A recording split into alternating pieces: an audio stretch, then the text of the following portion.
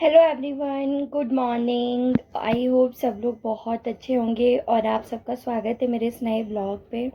तो ये रात का टाइम था, ये मैं दिखाने के लिए आपको जस्ट ओपन करी थी। और समुदाय का बहुत प्यारा लेक्चर लिया इनने तांडव क्लासेस में। अंतिम सर पढ़ाते हैं, मतलब मैनेजमेंट। तो एमसीक्यूज क्लासेस एक बार देख लेना। मतलब मैनेजमेंट में क्या है, समुदाय और सामुदायिक संगठन, इसका थोड़ा सा डेटा कम मिलता है ना। तो केजीएस वालों ने समुदाय वाला टॉपिक बहुत अच्छा पढ़ाया है और तांडव वालों ने भी बहुत अच्छा पढ़ाया है ना। इन दो का मैंने देखा है, यूट्यूब पे ही पढ़ा है, फ्री में है। और बहुत अच्छा है, मतलब डेफिनेशन भी पर्याप्त बताई है उन्होंने। डेफिनेशन करा दी है उसकी, सिद्धांत करा दिया है उसके, टाइप करा दिए हैं, उसके प्रकार करा दिए हैं। आई थिंक काफ़ी सारा करा दिया, थोड़ा बहुत ही छूटा हुआ है। मतलब पेड क्लासेस में शायद उन्होंने 10 या 15 लेक्चर लिए होंगे और यूट्यूब पे अभी 3 या 4 लेक्चर ही हुए हैं। लेकिन एमसीक्यूज क्वेश्चन आपको बहुत अच्छे मिल जाएंगे। मतलब आप वो क्वेश्चन नोट कर लेना आपके पास। आप क्वेश्चन नोट कर लोगे ना तो आपका टॉपिक काफ़ी हद तक आपका कंप्लीट हो जाएगा, है ना। और पता है, यही सही अप्रोच है। जब आप बोलते हो ना कि नंबर कम हो रहे हैं, जैसे देखो सामुदायिक संगठन में अगर आपके नंबर कम हो रहे हैं तो मैंने बताया कि आप यहाँ से कर लो, ठीक है। सेम ऐसे ही अगर आपके नंबर लीडरशिप वाले क्वेश्चन में कट रहे हैं, आप लीडरशिप 2-3 जगह 4 जगह की कोचिंग में देख लो कहाँ से आपको समझ में आ रहा है। क्योंकि होता है, पता है, आप किसी एक सोर्स से पढ़ना चाहिए। और मैं खुद इस बात से अग्री करती हूँ कि अपने सोर्सेज बार बार बदलना नहीं चाहिए। आप एक ही सोर्स पे स्टिक रहो तो वो आपका क्या होता है, आपको याद हो जाता है, प्रॉपर याद हो जाता है आपका पूरा सिलेबस, आपको टीचर भी याद हो जाता है, आपको मतलब एक्सप्रेशन सब कुछ याद हो जाता है आपके माइंड में, पूरा इमेजिनेशन उसका वो हो जाता है ना। लेकिन होता है कई बार कि आप कहीं एक जगह से पढ़ रहे हो और हो सकता है वहाँ पे सारी फैकल्टी अच्छी हो लेकिन किसी एक फैकल्टी का आपकी समझ में नहीं आ रहा हो, है ना। ऐसा हो जाता है, ये कोई बहुत मतलब वो वाली बात नहीं है, हो जाता है। क्योंकि सबका पढ़ाने का तरीका अलग अलग है। किसी का तरीका बहुत अच्छा होता है तो वो सबको पसंद आते हैं, किसी का तरीका थोड़ा सा अलग होता है तो कुछ बच्चे समझ पाते हैं, कुछ बच्चे नहीं समझ पाते हैं ना।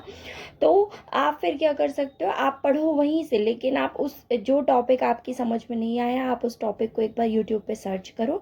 आपको किसी और कोचिंग का लेक्चर मिल जाएगा, आप वहाँ से देख लो। अगर आपको दूसरी जगह का समझ में आ गया तो आप पूरा वहाँ से पढ़ो, लेकिन एक टॉपिक आप कहीं और से पढ़ लो। क्योंकि आपको अपना सिलेबस पूरा करना है ना। और आज तो वैसे वर्ग 3 वाले बहुत खुश होंगे, है ना। जो भी वर्ग 3 के लिए पढ़ रहा था उनके लिए गुड न्यूज़ है। तो वर्ग 3 की वैकेंसी आने वाली है बहुत जल्द। नवंबर में डेट भी आ गई आपके एग्ज़ाम की। और आई थिंक वर्ग 3 का होगा, उसके बाद महिला पर्यवेक्षक की अपडेट भी अपन को मिल जाएगी, जल्दी ही मिलेगी, है ना। तो महिला पर्यवेक्षक वाले भी अपनी कमर कस लो, क्योंकि बहुत ज़्यादा टाइम आपके पास नहीं है ना। बहुत कम टाइम है। और ये मान के चलो कि जैसे देखो अभी वर्ग 3 वालों को कितना टाइम दिया उन्होंने, आई थिंक 20 दिन 25 दिन। तो आपको भी इतने ही दिन देंगे। आप ये सोचो कि आप अभी एक हफ्ते के टेस्ट में सोचते हो कि कुछ चीज़ें रिवाइज हो रही है, कुछ नहीं हो रही है, आप 20-25 दिन में कैसे रिवाइज करोगे, कैसे। तो अभी से एकदम अपनी कमर टाइट कर लो और जहाँ जिसका जो छूटा हुआ है सिलेबस में उसको फटाफट पूरा करो। और रिवीजन स्टार्ट कर दो, बहुत तेज़ी से रिवीजन स्टार्ट कर दो। मतलब अब लिखने वाला काम मत करना। देखो जिसका सब कुछ कंप्लीट है, जो सिर्फ रिवाइज कर रहा है, रिवाइज करने में मन नहीं लग रहा है, जैसे मैं हूँ, मेरा रिवीजन में मन नहीं लगता तो मैं फिर से उठा के उस टॉपिक के छोटे छोटे नोट्स बना लेती हूँ या उस टॉपिक से रिलेटेड लिख लिख के पढ़ती हूँ, कुछ भी करती हूँ। क्योंकि मैं रिवीजन कर रही हूँ, मैं पढ़ नहीं रही हूँ, प्रॉपर नोट्स नहीं बना रही हूँ ना।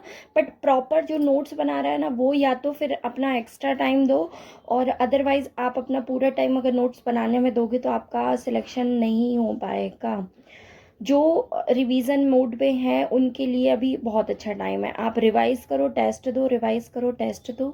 और जिनका सिलेबस पूरा नहीं हुआ है प्लीज़, ये सितंबर जाने वाला, अक्टूबर अक्टूबर में किसी भी कंडीशन में आप अपना सिलेबस पूरा कर लो। क्योंकि नोटिफिकेशन अगर अक्टूबर के लास्ट तक आया तो फिर आपको टाइम नहीं मिलेगा बिल्कुल भी। अगर जब जब गिनती के 20-25 दिन बचेंगे ना तब आप कुछ नहीं कर पाओगे।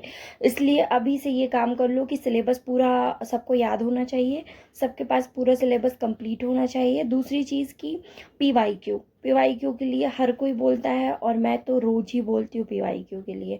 तो अभी से वो कर लो, रोज़ एक एक पीवाईक्यू देखा करो। है ना, पूरा नहीं देख पाते, एक सब्जेक्ट का देखा करो, एक सब्जेक्ट पकड़ लो।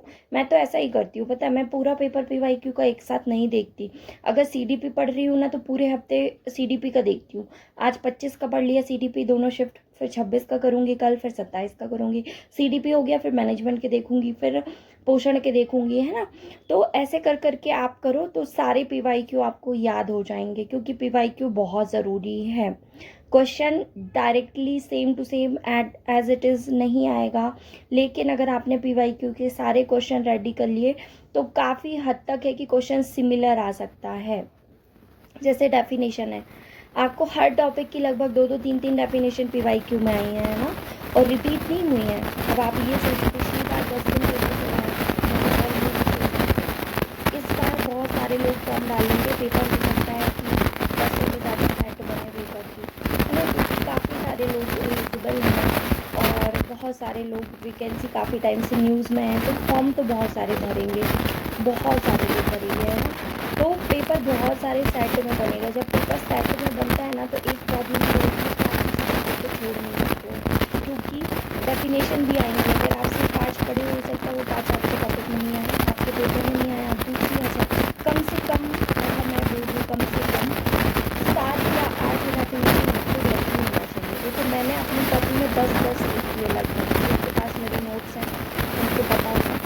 ऑलमोस्ट सारे टॉपिक मतलब कुछ ऐसे टॉपिक डेफिनेशन मिलती ही नहीं है, 3 या 4 मिलती है, वो बात अलग है। बाकी जो मेन टॉपिक है जैसे लीडरशिप है, संचार है, समूह है, संचार है, इनकी मैंने कम से कम डेफिनेशन 10-10 लिखी है। 10 इसलिए लिखी है कि आप खुद सोचो अगर 10 पेपर बनेंगे तो एक डेफिनेशन समय आएगी ना, तो आपके पास चांसेस है कि आपका क्वेश्चन आपके हाथ में है, मतलब रेडी है आपके पास में। और अगर इसके अलावा कुछ और चाहिए तो आप ऑप्शन देख सकते हैं आपको, जैसे आपने 10 डेफिनेशन की 10 के अलावा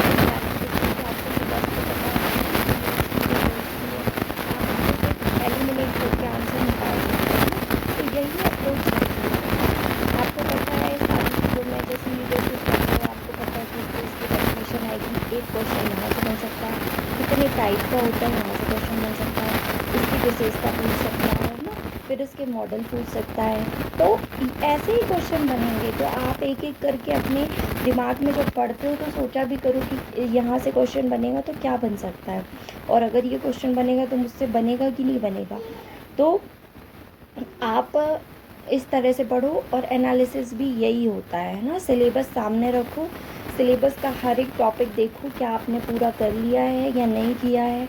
अगर कर लिया है तो बहुत अच्छी बात है। फिर रिवीजन जब करते हो तब भी ये देखा करो कि कौन सा ऐसा सब्जेक्ट है जिसको आपको ज़्यादा पढ़ना है, और कौन सा ऐसा सब्जेक्ट है जो आपका रेडी है, उसको आपको बस बीच बीच में देखना है ताकि आप उसको भूलो ना। क्योंकि जो चीज़ें आपकी रेडी हैं अगर आप उनको 15-20 दिन 1 महीने के लिए छोड़ दोगे तो आप फिर वो आपकी रेडी नहीं रहेंगी, आपको वापस से उसमें उतना ही टाइम देना पड़ेगा।